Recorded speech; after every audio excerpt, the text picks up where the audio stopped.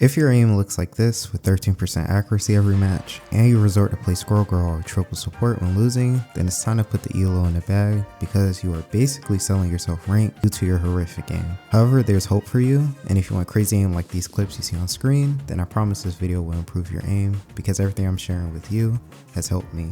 I'll be covering settings that work for all characters, melee and projectile, and sharing a bit of the aiming tricks that help me. But before that, make sure to like and subscribe, and let's start impressing our teammates instead of getting avoided. The first thing I want to say is to stop copying everyone's settings. One top 500 player settings isn't going to work for another top 500. We all have different eye tracking, reflex, and playstyle.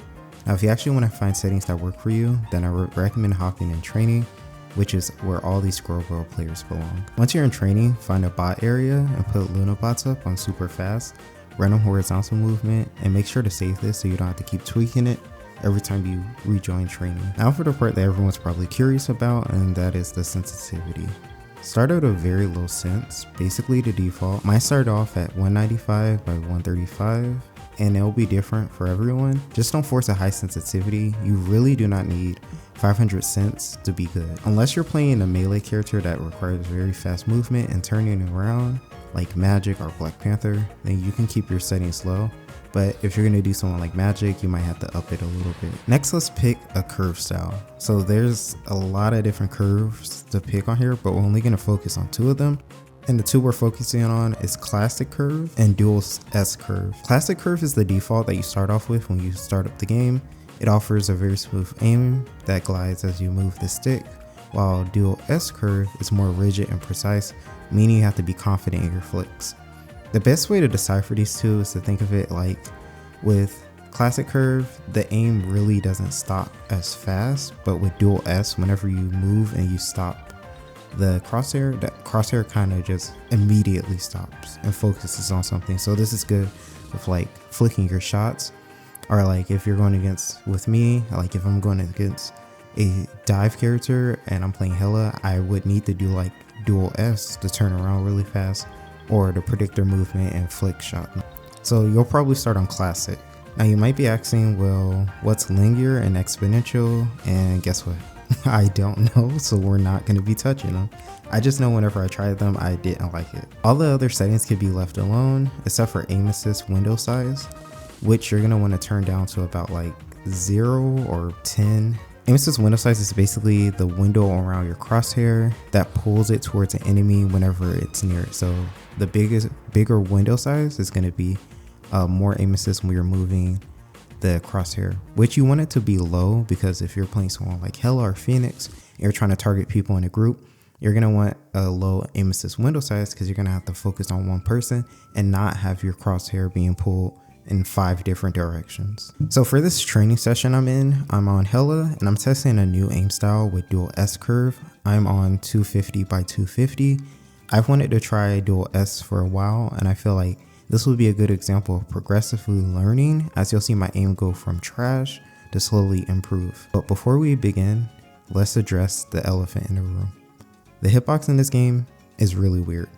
Since it is third person, you'll notice your crosshair is sometimes aimed at somebody's head and it looks like your projectile goes right over it. That's because you're firing your weapon from your character's hand in third person. So with that being said, since this is third person and you're mostly forced into like a right shoulder camera angle, you want to be aiming a little bit to the right sometimes whenever you're aiming at somebody, and even more to the right whenever someone's like super close to you. And it might look like you're gonna miss, but the crosshair for some reason is really big. Now whenever you're practicing aim, you should not be mindlessly aiming.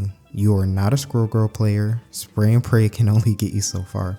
So make sure you're tracking the bots and training with your eyes, lining up a shot and firing, whether this be predicting where it might move or slowly tracking with a character and slight camera movement. It's going to be tough at first, you'll get frustrated, you'll do good and then suddenly choke sometimes, and I promise the more you practice, the better you'll get. And that's what you're seeing here. As an experienced Hela player, I am still learning a new setting, doing pretty terrible, but after a couple minutes of warming up, I begin to see my aim significantly improve. Now once you feel like your aim is good enough and you're confident that you can hit your shots, you can hop into a quick match to test your skill and that's what I'm going to be doing here. Once I get in quick match, I'm testing a new dual S settings and effortlessly dropping massive final hits, even choking sometimes in these games with my new aim. But that's what's going to happen. Regardless of how good you are, you're going to choke sometimes. Now I'm still finding my perfect sense, but I personally don't like high sense settings on a projectile character, since I sometimes can move my joystick a little bit too far and miss a shot by a mile. This is mainly with like characters jumping away or like in front of me. I just struggle with vertical sensitivity being high, so I sometimes put my vertical so much lower than my horizontal, but that's just me. Sensitivity is going to be different for everyone. And don't expect to do anything crazy your first few hours, even days, because aiming takes time, it takes practice. But now you know the basics to a good aim, I'm going to share a few tips while you watch some of the gameplay on the new dual S settings. First, take your time aiming. Faster movement, faster sensitivity does not make you better, and it's perfectly okay to slow down to track a character. It's easy to hold our breath and start spamming, hoping anything hits, but really you'll land your shots when you're most calm and playing slow, and really focus on the enemy instead of just shooting and expecting your shots to land. Accuracy is not the end of the world. As much as we all love to have 50% accuracy in a round, sometimes we whiff too much or focus the wrong people, and it really tanks it. Still, low accuracy isn't the worst, and you can still do your job with it. Unless you're a Schizo Luna Snow with 29% accuracy, then low accuracy at the end of the match tells a lot. I've even seen some Sue, Invisible Woman players with like 30% accuracy, which is crazy. Like playing a healer with that low accuracy, there's an issue with that. Third, even with the best aim, you can't force a hero to work every round. As much as I love Hela, the enemy team just isn't dumb enough to let me sit in the back, headshotting their team. You'll go against aggressive dive, Venoms who will be breathing down your neck, and it's hard to focus on anything getting dove, so you might have to swap off the poke and go like counter dive or dive yourself. I've had games where I had 60% accuracy and 30,000 damage on Hela, but we still lost since the enemy team comp was just so much better. Next, we have to talk about one of my favorite characters and just the meta of the game. So we're gonna be talking about Luna Snow, and yeah, her against the entire meta of the game. So Luna Snow sucks, but she's one of my favorite characters, and I have really good aim on her.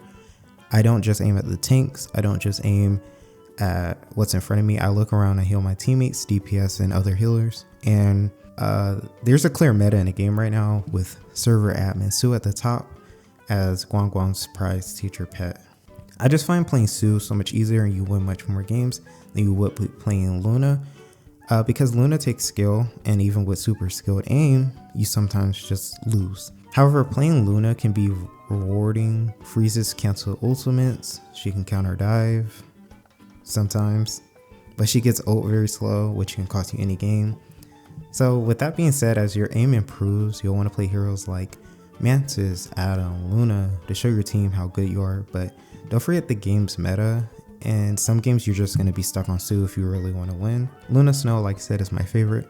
Even with good aim, I lose a lot of games with her, so yeah, you might want to show off your new skill to your teammates, but there's a meta in the game, and really if you want to rank up and win, then you have to follow it. Lastly, take time every day before you hop on comp to warm up and training, since time away from practice can really reset our aim, and so we have to remind ourselves, our brains and our hands, of the movements of the aims, that the good aim that we know.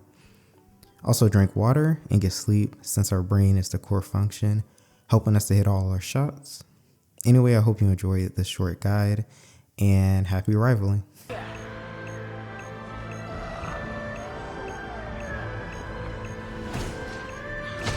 I'm doing this my way! Fear Magneto!